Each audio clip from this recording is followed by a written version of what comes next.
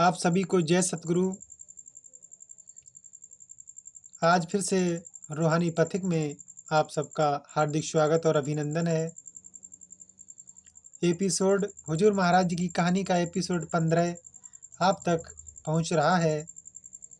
चोला छोड़ने से कुछ महीने पहले जुलाई 1903 में एक इतवार के दिन बाबा जी महाराज ने हुक्म दिया कि आप सब सत्संगी जाकर सत्संग घर में भजन में बैठे।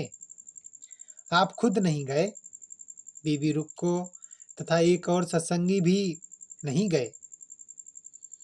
बाबा जी महाराज ने हुक्म दिया कि बीबी आप दोनों भी सत्संग घर में जाकर भजन में बैठो। बीबी रुक्को ने कहा, नहीं,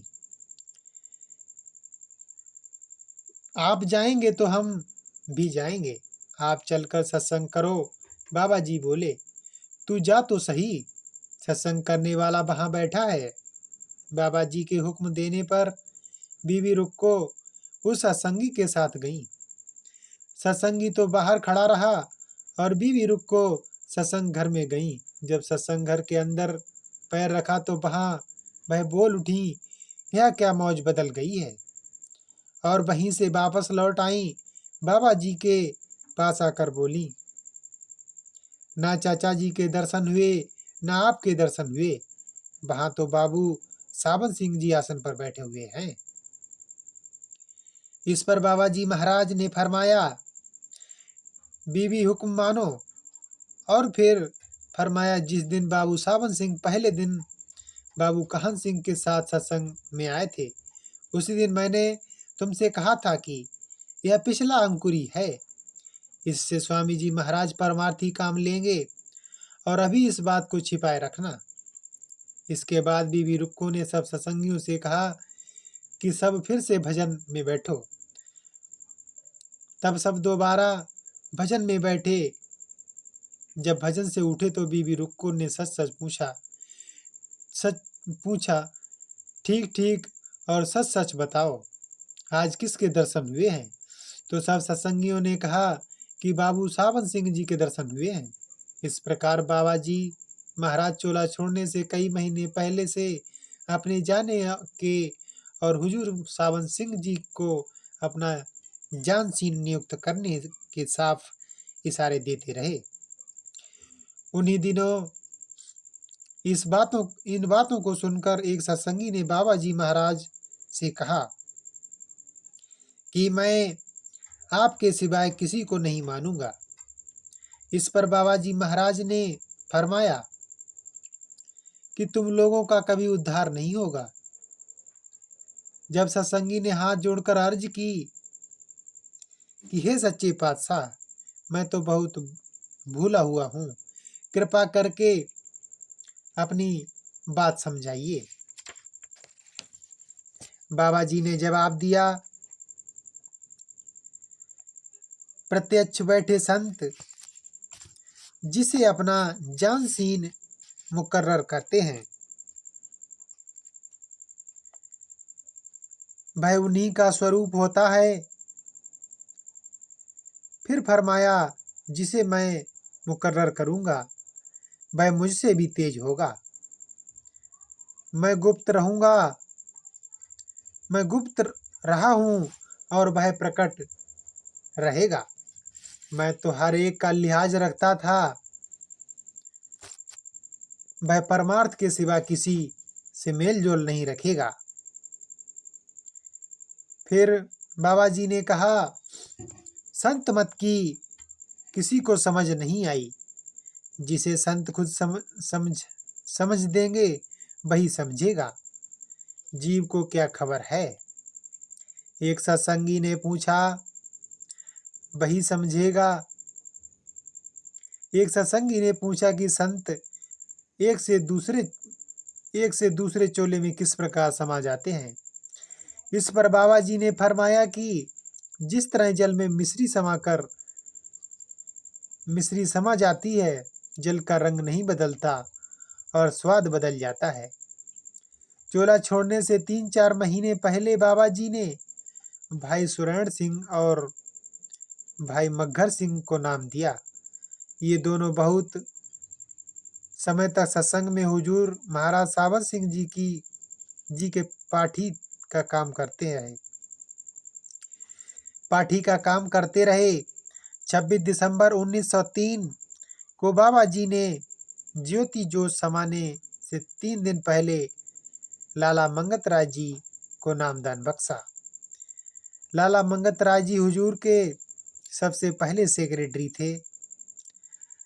जब परमधाम जाने में थोड़े दिन रह गए तो एक सत्संगी ने जिक्र किया कि हुजूर होती मर्दान वाले बाबा कमर सिंह जी ने अपने जाने से कई दिन पहले कह दिया था कि अब वे चोला छोड़ जाएंगे। इस पर बाबा जी महाराज ने फरमाया, हाँ, महात्माओं में ताकत होती है कि वे चाहें तो बरसों पहले बता दें कि हम फला अमुक दिन की और तारीख को जाएंगे। फिर आपने फरमाया, हमारे जाने में अब महीने या हफ्ते नहीं, बस कुछ ही दिन बाकी है।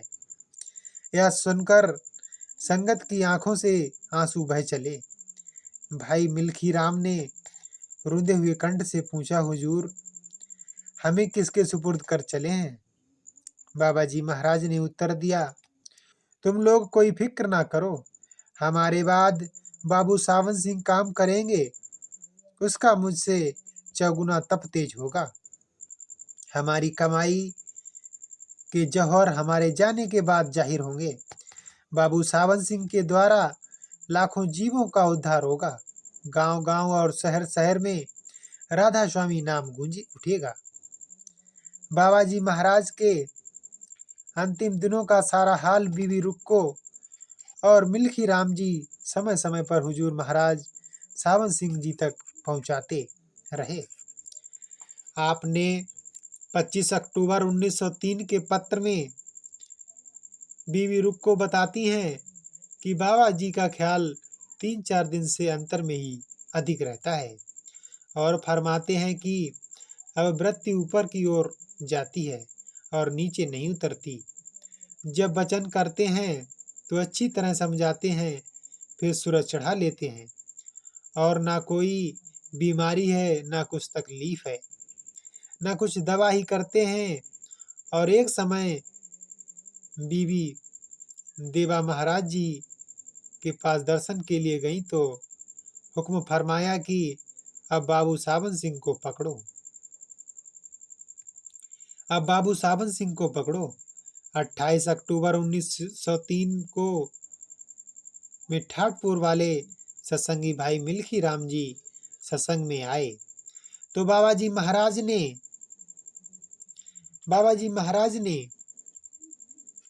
अपने पास बुलाकर फरमाया, कुछ गुप्त भेद खोलने का विचार है।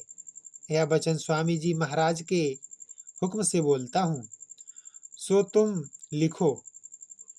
अनामी पद के आसपास की धाराओं को लिखित रूप में प्रकट करने का हुक्म हुआ है। उस वक्त बीवी रुक्को भी हाजिर थीं। बाबा जी ने कहा कि पहले बहुत बड़े हंस स्वामी जी की बोली हुई है। अगर दया करनी है तो स्वामी जी से अर्ज करें कि संगत पर आंतरिक दया बख्शें, बाहर लिखने की नहीं। इस पर बाबा जी महाराज कुछ देर खामोश रहकर बीवी रुक्को से बोले कि मैंने स्वामी जी महाराज के आगे अर्ज कर दी है। 4 या 5 दिसंबर को बाबा जी महाराज के पास कुछ सत्संगी बैठे हुए थे। तब बाबा जी ने फरमाया कि पौष की चतुर्दशी अंग्रेजी हिसाब से दिसंबर की 28 तारीख की रात को मुझे जरूर चले जाना है। फिर कुछ परमार्थ की बातें की और फरमाया कि जो सतगुरु के हुक्म और वचन के अंदर रहते हैं वे जीते जी मुक्त हो जाते हैं। बाबा जी महाराज के चोला छोड़ने के 12 दिन पहले बीवी रुक्को ने अर्ज की, बाबा जी महाराज आपने फरमाया था कि 6 जानशीन मुकर्रर करेंगे। इस पर बाबा जी ने फरमाया कि पहले मेरा ख्याल था कि 6 होंगे। अब स्वामी जी महाराज की मौज एक की ही है, सो एक ही 6 का काम ले लेंगे, एक से ही 6 का काम ले लेंगे। और कहा, और यह काम बाबू सावन सिंह से लिया जाएगा। धूर्धाम से धारने से कुछ दिन पहले आपकी कोठरी में शब्द की ऐसी जोरदार गूंज और जबरदस्त कशिश थी कि भाई मन्ना सिंह बीबी रुक को तथा एक और सेवादार को छोड़ जो भी कोठरी के अंदर जाता उसकी रूह एकदम चढ़ जाती और वे दोनों उसे उठाकर बाहर लाते। बाबा जी महाराज 28 दिसंबर की रात और 29 की सुबह के बीच ज्योति जो समा गए। उस समय हुजूर महाराज सावन सिंह जी एबटाबाद में थे। हुजूर ने एक बार बाबा जी महाराज से अर्ज की थी, हुजूर अपने अंतिम समय मुझे चरणों के पास ही रखिएगा। बाबा जी ने जवाब दिया, नहीं बच्चू, तुम सह नहीं सकोगे, पर बाद में संस्कार सब तुम्हारे ही हाथों होगा। हुजूर 29 की शाम को डेरे आ गए। दूसरे दिन सुबह 30 दिसंबर को बाबा जी महाराज के पार्थिव शरीर का संस्कार हुआ। संस्कार हुजूर के हाथों से हुआ। बाबा जी महाराज अपने जीवन काल में कई बार हिदायत देते थे कि उनके बाद उनकी कोई समाधि, चबूतरा, छतरी आदि ना बनाई जावे। बाबा जी के पावन शरीर का संस्कार ब्यास नदी के किनारे किया गया। हुजूर महाराज जी बयान किया करते थे कि जिस जगह बाबा जी महाराज का संस्कार किया गया था, वहां दूसरे दिन ही दरिया का पानी चढ़ आया। दरिया वह जगह ही बहा ले गया जहां संस्कार किया गया था और उनके फूल भी ना चुने जा सके। बाबा जी महाराज बाल्यावस्था में अध्यात्म के प्रेमी और सत्य के खोजी थे। 12 वर्ष की कोमल आयु में आप 5 नाम और शब्द के भेद की खोज में घर से निकल पड़े थे। 5 साल तक स्थान स्थान पर तलाश करते रहने और कई महात्माओं से भेंट करने के बाद 17 वर्ष की आयु में स्वामी जी महाराज के पास आगरा पहुँचे और नामदान प्राप्त किया। उसी वर्ष आप सेना में भर्ती हो गए और 33 वर्ष की सैनिक सेवा के बाद 50 वर्ष की उम्र में पेंशन लेकर रिटायर हुए। आपने 1877 से 1878 से नाम की बख्शिश की 77-78 से नाम की बख्शिश की शुरू की, जबकि आपकी आयु 39 वर्ष की थी और सेना में हवलदार थे। 52 वर्ष की आयु में आप ब्यास नदी के किनारे डेरे में आकर स्थायी रूप से रहने लगे। 2343 भाग्यशाली जीवों को नाम दिया और 29 दिसंबर 1903 को 64 वर्ष की आयु में ज्योति ज्योत समा गए। आप सभी को जय सतगुरु राधा स्वामी। तो इस तरह हुजूर महाराज जयमल सिंह जी की कहानी यहाँ पर समाप्त होती है और महाराज जी 1903 को ज्योति ज्योत समा गए। आप सभी को राधा स्वामी, जय सतगुरु।